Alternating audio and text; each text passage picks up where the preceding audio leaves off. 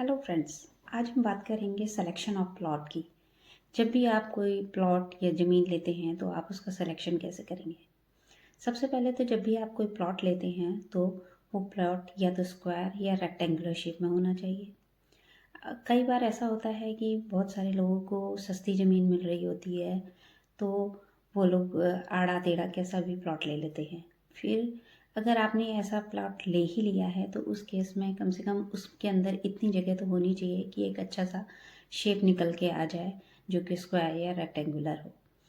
दूसरी चीज़, आप प्लॉट का स्लोपिंग देखेंगे।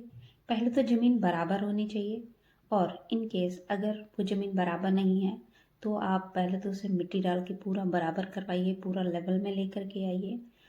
अदरवाइज़ आप चेक करिए कि वो जो प्लॉट है उसकी ढलान नॉर्थ नॉर्थ ईस्ट या ईस्ट की ओर होनी चाहिए, ना कि साउथ साउथ वेस्ट या साउथ की ओर। आप इसे ऐसे भी समझ सकते हैं कि यदि पानी डालें तो पानी गिराया जाए तो पानी जो है नॉर्थ या नॉर्थ ईस्ट की ओर आना चाहिए, ना कि साउथ या साउथ वेस्ट की ओर जाना चाहिए।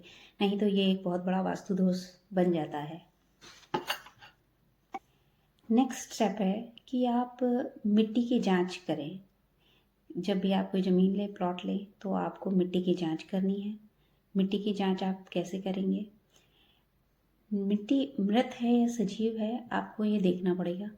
मृत मिट्टी का मतलब है कि वो ज़मीन उपजाऊ है कि नहीं है। आप उसमें भी उस मिट्टी में आप थोड़े से बीज डाल के देख सकते हैं। और यदि आप उस मिट्टी में नहीं डालें तो वहाँ से थोड़ी सी मिट्टी लेकर के आएँ और उस मिट्टी को अपने घर पर ला के उसमें थोड़े बीज डाल के आप देख सकते हैं कि वो मिट्टी उपजाऊ है कि नहीं है।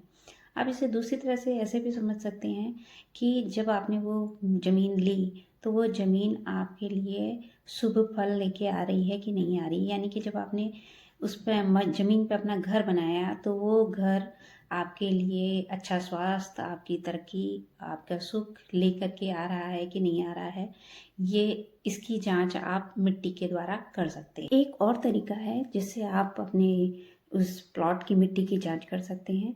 सबसे पहले आप उस प्लॉट के जो बीचों बीच यानी कि ब्रह्म स्थान जिसे हम कहते हैं, उस प्लॉट के पूरे सेंटर में से एक गड्ढा करिए, 3 फीट गहरा, 3 फीट लंबा चौड़ा, और उस पूरे गड्ढे में पूरी रात भर के लिए पूरा पानी भर के रख दीजिए। और नेक्स्ट डे आप देखिए कि वो पानी पूरा सूख चुका है क्या। अगर वो पानी पूरा सूख गया है तो वो मिट्टी उपयुक्त नहीं है, यानी कि वो ज़मीन अच्छी नहीं है। और यदि उसमें पानी बचा हुआ है तो इसका मतलब है वो ज़मीन अच्छी है, आप उस ज़मीन को खरीद सकते हैं। एक और तरीका है, आप पहले उस गड्ढे को खोदिए और उसके बाद उस गड्ढे की जो मिट्टी निकली है उस मिट्टी को वापस उस गड्ढे में भरिए। अगर वो मिट्टी भरने के बाद वो गड्ढा अभी भी भरा नहीं है तो इसका मतलब है ये मिट्टी अच्छी नहीं है।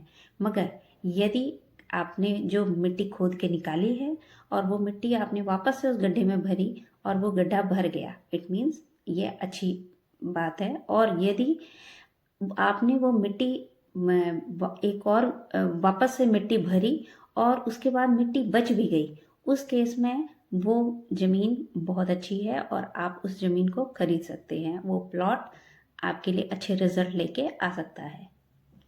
दूसरा है हिस्ट्री ऑफ द प्लॉट। आप जब कभी भी ज़मीन लें तो आप प्लॉट की हिस्ट्री ज़रूर चेक करें कि कहीं उस प्लॉट पर पहले हॉस्पिटल या फिर कोई केमिकल फैक्ट्री या फिर शमशान ना हो। क्योंकि अगर आप ऐसी ज़मीन पे आप अपना घर बनाएंगे तो ऑफ कोर्स आपको उसमें निगेटिव एनर्जीज या कुछ भी निगेटिविटी आपको महसूस हो सकती है।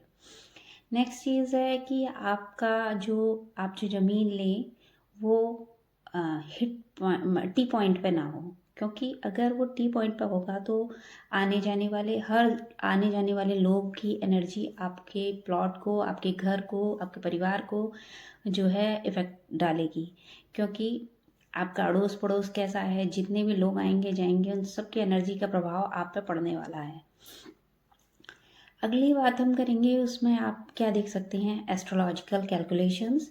लाइक आपके कौन सा डोर आपको सूट करेगा। जैसे अगर मान लीजिए किसी की कुंडली में शनि की स्थिति अच्छी नहीं है और आपने वेस्ट का दरवाज़ा ले लिया, वेस्ट की एंट्री ले ली, तो आपके लिए वो जो है उस घर की एंट्री जो है अच्छे रिज़ल्ट लेके नहीं आएगी। यानी कि आप जब अपने उस घर में जाएंगे तो हो सकता है आपको उतनी अच्छी डिज़ायर्ड रिज़ल्ट ना मिलें जैसे कि आपने एक्सपेक्ट किए थे।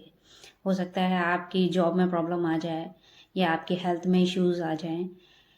उसके बाद हम इस बात का ख्याल रखेंगे कि जैसे कि हमने पहले कहा कि आप जब भी प्लॉट लेते हैं तो आपके प्लॉट में कम से कम इतना स्पेस होना चाहिए कि आपको आपकी पसंद की डोर की एंट्री मिल जाए। क्योंकि अगर मान लीजिए आपका प्लॉट बहुत छोटा है और आपको N4 की एंट्री चाहिए, तो उस केस में हम आपको आपका डिज़ायर्ड एंट्री नहीं दे पाएंगे, क्योंकि आपका प्लॉट इतना छोटा है और N4 की एंट्री कट गई है।